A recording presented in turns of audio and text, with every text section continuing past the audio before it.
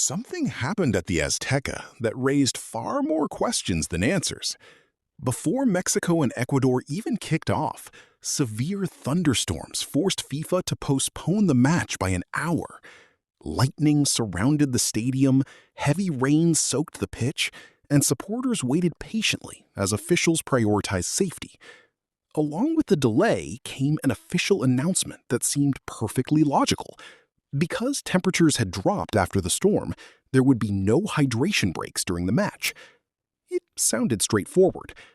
But less than half an hour after kickoff, both teams were suddenly called over to the sidelines for a hydration break. The very stoppage FIFA had publicly stated would not happen took place anyway. So what changed? Was it a simple mistake, a communication breakdown, or something much bigger? Let's examine the facts. To understand why this moment has become so controversial, we need to look at the bigger picture. Mexico entered this round of 32 clash full of confidence after winning every group stage match and finishing top of Group A. Playing at the legendary Estadio Azteca, hosting its third World Cup, only added to the expectations surrounding the home nation. Ecuador's journey had been dramatically different. After losing to Ivory Coast and drawing against Curaçao, they kept their tournament alive with a stunning 2-1 victory over Germany, one of the biggest surprises of the group stage. That result earned them a place in the knockout rounds at the last possible moment.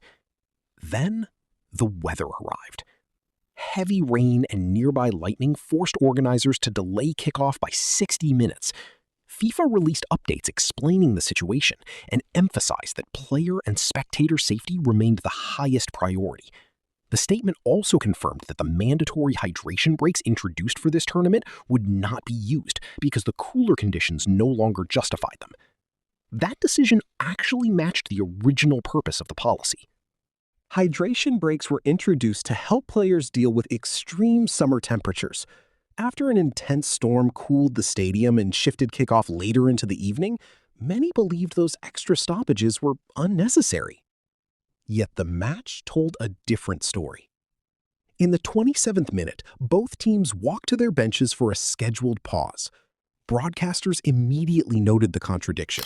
FIFA had announced one thing before kickoff, but something entirely different unfolded once the game was underway. That inconsistency is exactly why the debate has exploded. This wasn't the first time hydration breaks had dominated discussion during the tournament. Since opening day, questions have continued to grow over whether these stoppages are always based purely on player welfare. One of the biggest talking points came during the opening match between Mexico and South Africa. Reports claimed players were ready to restart after a hydration break, but the game was briefly held because television broadcasts were still airing commercials. Several viewers reportedly missed live action when play resumed. Those reports immediately fueled criticism that commercial interests were becoming too influential during World Cup matches. Because of that earlier controversy, last night's events attracted even more scrutiny. To be clear, nobody has officially explained why the hydration break happened despite FIFA's earlier statement. There has been no confirmation that television schedules played any role, nor has FIFA publicly clarified whether match officials received different instructions before kickoff. What we do know is simple.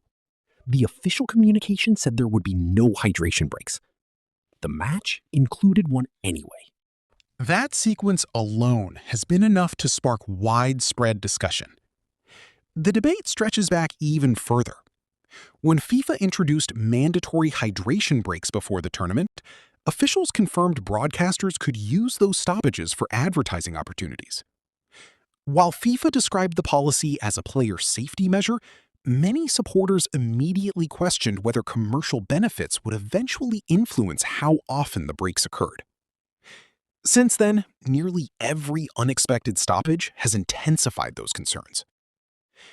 Several respected voices inside football have also expressed reservations. Virgil van Dijk suggested that conditions should be judged individually rather than applying identical rules to every match. Didier Deschamps observed that the extra stoppages effectively divide each half into smaller segments, changing the natural rhythm of football. Marcelo Bielsa also criticized the policy before one of Uruguay's matches. Supporters have reacted just as strongly. Fans inside stadiums in Arlington and Atlanta openly booed hydration breaks played under air-conditioned or fully enclosed conditions where extreme heat wasn't considered a serious issue. The criticism hasn't been isolated to one country or one fan base. Similar reactions have appeared throughout the tournament whenever spectators felt the stoppages lacked a clear sporting reason. That's why this discussion extends beyond a single match. Football has always adapted to commercial television through halftime advertisements, sponsorship boards, broadcast graphics, and branding around stadiums. Those elements change the presentation of the sport without changing the match itself. Hydration breaks are different. They interrupt the actual flow of play. Football has been built around two uninterrupted halves for generations. Introducing mandatory pauses changes the rhythm players, coaches, and supporters have known for decades. Whether those changes are justified depends heavily on why the breaks happen and whether they're applied consistently. That's exactly why the Mexico-Ecuador incident matters. Ironically, it also overshadowed an excellent football match. Mexico produced an impressive 2-0 victory. Julián Quiñones opened the scoring with a clinical finish after timing his run perfectly to stay onside, sending the Azteca crowd into celebration despite the rain-soaked conditions. Raúl Jiménez later added a powerful header to secure the result, giving the home supporters another unforgettable World Cup memory. The victory also preserved Mexico's remarkable unbeaten World Cup record at the Azteca across the 1970, 1986, and 2026 tournaments. Ecuador should still leave with pride. After shocking Germany to reach the knockout rounds, they competed with determination until the final whistle. John Yeboah produced one of the game's standout moments with a brilliant nutmeg that reminded everyone why Ecuador had become one of the tournament's surprise stories. But Mexico deserved their place in the next round. Unfortunately, much of the conversation afterward centered not on the football, but on the unexplained hydration break burro. As the tournament moves deeper into the knockout stage, FIFA has yet to publicly explain why its pre-match announcement differed from what happened on the pitch. Whether the answer involves communication errors, operational decisions, or something else entirely remains unknown. Until that explanation arrives, this incident simply joins a growing list of controversial moments surrounding the tournament's hydration policy. From the opening day broadcast delay to fan frustration in multiple stadiums, and now a match where the promised absence of hydration breaks somehow became another scheduled stoppage. So, where do you stand? Do you believe FIFA has handled its hydration policy consistently throughout this World Cup? Or do these repeated incidents suggest the system needs far greater transparency? Share your opinion in the comments below. If you enjoyed this breakdown, don't forget to leave a like and subscribe for more in-depth World Cup coverage as the road to the final continues.